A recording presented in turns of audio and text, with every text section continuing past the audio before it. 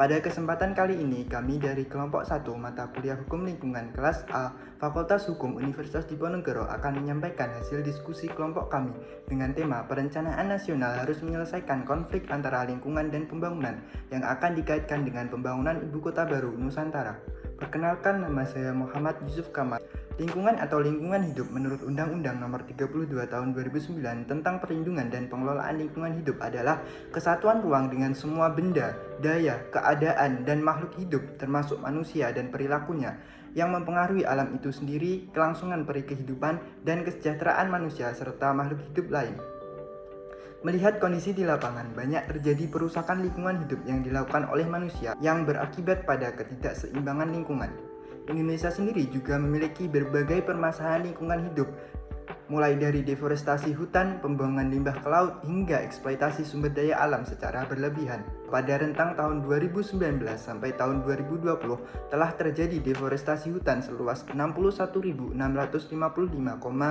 hektar atau hampir setara dengan luas DKI Jakarta. Permasalahan lingkungan hidup ini pada akhirnya juga akan membawa dampak buruk bagi kehidupan manusia. Salah satunya adalah penyebab bencana alam. Selanjutnya, pada tanggal 15 Februari tahun 2022, Presiden telah mengesahkan Undang-Undang Nomor 3 Tahun 2022 tentang Ibu Kota Negara yang memuat rencana pembangunan Ibu Kota Baru. Pembangunan Ibu Kota Baru yang akan dinamai Nusantara ini masih menuai berbagai pro dan kontra di kalangan masyarakat. Salah satu hal yang menjadi pertimbangan pemerintah adalah kondisi Ibu Kota Jakarta yang memprihatinkan, terutama dalam aspek lingkungan hidup. Sedangkan pemilihan lokasinya yang berada di Pulau Kalimantan yang sebagian besar daerahnya merupakan wilayah perhutanan juga menuai kritik dari berbagai pihak, terutama para aktivis lingkungan. Lantas, apakah rencana pembangunan nasional ini merupakan langkah yang tepat untuk mengatasi krisis di Jakarta atau justru menambah krisis baru di lokasi yang baru? Perkenalkan, nama saya Fiska Aurelia Sabrina. Di sini saya akan menjelaskan tentang hal-hal yang mendukung dalam perpindahan ibu kota. Yang pertama, banjir dan ancaman rob. Banjir dapat didefinisikan sebagai masuknya air dalam suatu daerah yang luas yang dapat menutupi permukaan daerah tersebut. Untuk mengetahui rawan atau tidaknya suatu daerah terhadap banjir, diperlukan pembagian kelas pada tingkat ancaman tersebut. Maka dari itu, situasi di Jakarta saat ini banjir masih gawat.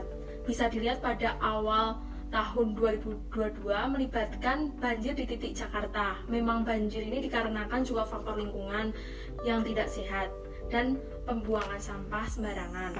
Karena hal tersebut salah satu unsur terpenting dalam kehidupan di masyarakat ini. Maka untuk perihal dalam krisis air bersih di Jakarta, situasi banjir disebabkan oleh situasi lingkungan sendiri. Bisa dilihat dengan penduduk di Jakarta sendiri sangat padat dan meningkat pada tahunnya.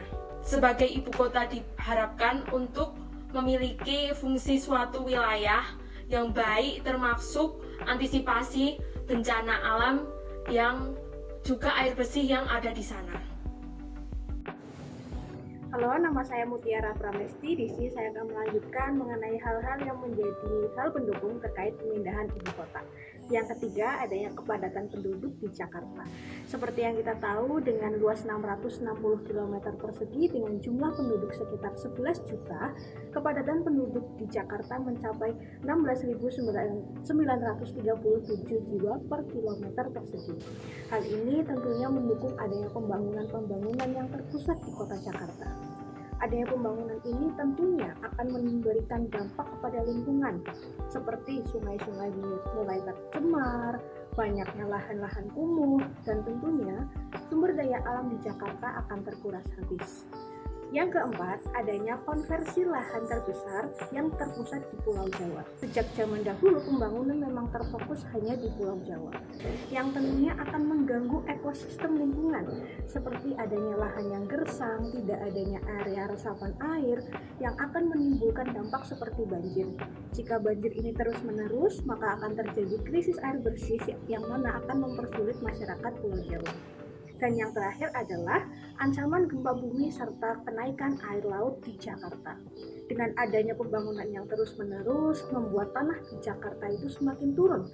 Penurunan daya dukung lingkungan inilah yang akan mengakibatkan dampak-dampak khususnya pada permukaan air laut hingga ada kenaikan sekitar 3,5 sampai 5 cm per tahunnya. Itulah 5 alasan adanya pemindahan ibu kota. Namun, adanya pemindahan ibu kota ini juga pastinya menimbulkan kontra terhadap lingkungan khususnya di Kalimantan nanti. Terkait kontra terhadap pemindahan IKN akan disampaikan oleh rekan saya. Terima kasih. Baiklah, terima kasih atas waktu yang diberikan. Saya Muhammad Davi Firdaus akan melanjutkan pemaparan dari teman-teman semua.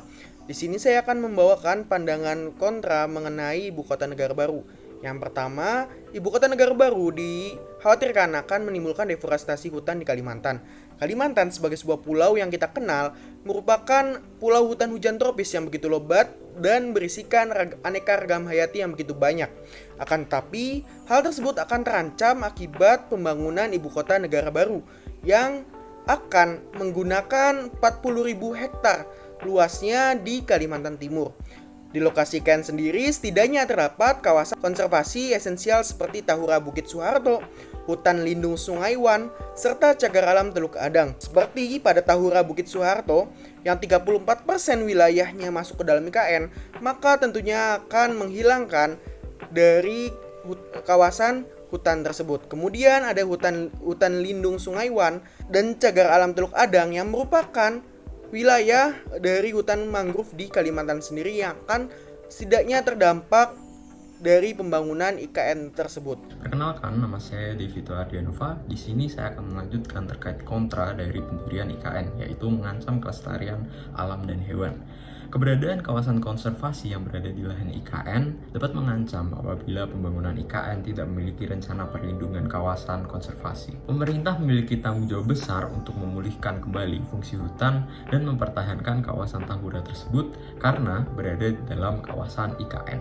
Sama halnya keberadaan hutan lindung Sungai Wain yang sangat penting untuk dipertahankan karena selama ini menjadi daerah tangkapan air bagi masyarakat Balikpapan.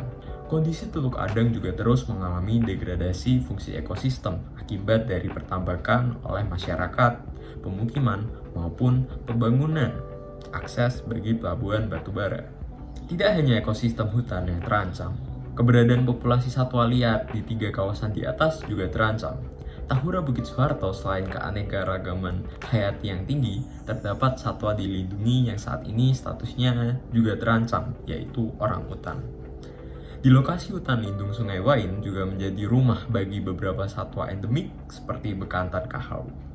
Sama halnya dengan Teluk Adang yang menjadi rumah berbagai satwa langka, Kementerian PPN atau Bappenas sendiri memasukkan rencana rehabilitasi hutan dan lahan, serta membuat koridor ekologi menjadi prioritas dalam persiapan rencana pemindahan IKN.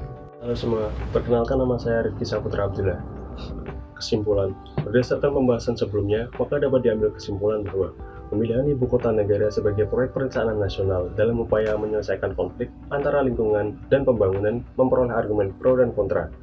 Perbedaan argumen tersebut muncul didasarkan pada masalah dan dampak yang timbul terhadap lingkungan yang terjadi pada ibu kota negara. Di mana, menurut pihak yang pro, dengan dipindahkannya ibu kota negara ini menyetujui hal tersebut dilakukan karena mengingat beberapa penyebab atau alasan terkait ibu kota sebelumnya di Jakarta, yakni terkait dengan masalah 1. Kepadatan penduduk, 2. Adanya ancaman banjir dan rob, 3. Adanya krisis air bersih, 4. Konversi lahan terbesar di Pulau Jawa, dan kelima, adanya ancaman akan gempa bumi dan naiknya permukaan air laut di Jakarta. Sedangkan pihak yang kontra dengan adanya pemindahan ibu kota negara berpendapat lain terhadap dampak yang akan timbul akibat adanya pemindahan ibu kota negara di tempat yang baru, yakni berkaitan dengan 1. Deforestasi hutan, serta kelestarian alam dan satwa atau hewan unik yang ada di dalamnya. Dalam hal ini, pemerintah perlu melakukan perencanaan yang ekstra dengan 1. Mempertimbangkan atau memperhatikan daerah-daerah yang memiliki fungsi hutan maupun fungsi penting dalam keberlanjutan lingkungan. Yang kedua, pemerintah juga harus menyediakan ruang terbuka hijau kota berdasarkan kebutuhan perlindungan habitat yang sensitif secara ekologi, baik satwa maupun tumbuhan lokal. Yang ketiga, penyusunan tahapan pemulihan dan rehabilitasi sumber daya alam lingkungan hidup di kawasan ibu kota negara sebagai upaya pemulihan kawasan hutan dengan rehabilitasi kawasan yang tergradasi serta pembangunan koridor satwa dan koridor hijau. Yang terakhir keempat, membuat kelembagaan pengelolaan hutan seperti Independent Advisory Board atau independen agensi yang didukung oleh pemerintah. Sekian dan terima kasih.